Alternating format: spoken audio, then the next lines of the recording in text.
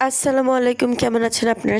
সবাই অনেক বেশি ভালো আছেন। আপনাদের দোয়া এবং আল্লাহ তাআলার অশেষ রহমতে আমরা অনেক বেশি ভালো আছি। আপনাদের জন্য কিন্তু আজকে অনেক চমৎকার একটা রেসিপি নিয়ে এসেছি। বলুন তো এগুলো কি? দেখেই বোঝা যাচ্ছে কিন্তু কাঁচা কলা। এইভাবে যদি কাঁচা কলা একবার ভাজি করেন তাহলে আপনার মুখের রুচি এত জোরে আসবে যে আপনার বারবার খেতে মন চাইবে। আর এই দেখেন গাইজ, বিড়ালের নতুন বাচ্চা হয়েছে একদম।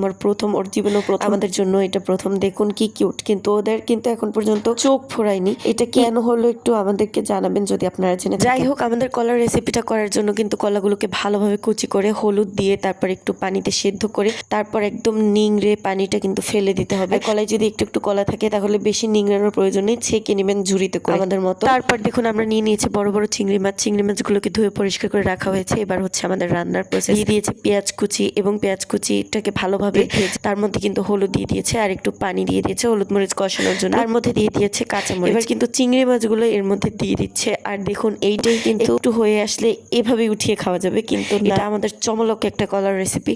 কলা যে এইভাবে রান্না করলে কত মজা লাগে, অবশ্যই কাঁচা কলা, পাকা কলা না, কিন্তু এইভাবে রান্না করে কিন্তু আপনারা অবশ্যই ট্রাই করবেন। এর আগে এইভাবে আরো একটা রেসিপি আমার আব্বু বানিয়েছে, সেটাও কিন্তু চমৎকার ছিল আর কি, চমলক্য। এবার দেখুন আমাদের সিদ্ধ করে রাখা কলাগুলো কিন্তু এবার এই গ্রেভিটার মধ্যে দিয়ে দিবে সুন্দর করে, কিন্তু চিংড়ি মাছটাকে কষিয়ে এবার তার মধ্যে কুচি করে রাখা কলাগুলো দিয়ে দিয়েছে। আপনারা তো দেখেছেন এই কলাটা কিভাবে আমরা প্রসেস করেছি। তার মধ্যে দিয়ে দিয়েছে পরিমাণ মতো লবণ। এবার ভালো করে মিক্স করে দিতে হবে যতক্ষণ আমাদের ভাজিটা তৈরি হয়ে যাচ্ছে ততক্ষণ এবার আমরা নেড়ে চেড়ে দেবো যেন নিচে থেকে লেগে না পড়ে। মনে হচ্ছে একটু লেগে পড়েইছে, কিন্তু আপনারা ভালোভাবে নাড়বেন যেন লেগে না পড়ে। তারপরেই দেখুন কত সুন্দর দেখতেই লাগছে, মনে হচ্ছে উঠিয়ে খেয়ে ফেলি। আর আপনাদের কি অবস্থা বলেন তো? এত কষ্ট করে আমার আম্মু এই ভিডিওগুলো তৈরি করে, আজকে কে করেছে জানি না, দেখলাম তো আব্বুর। যাই হোক, আপনারা লাইক কমেন্ট করেন না কেন বলেন তো? একটু লাইক কমেন্ট পেলে আমার আম্মু কত খুশি হয় জানেন।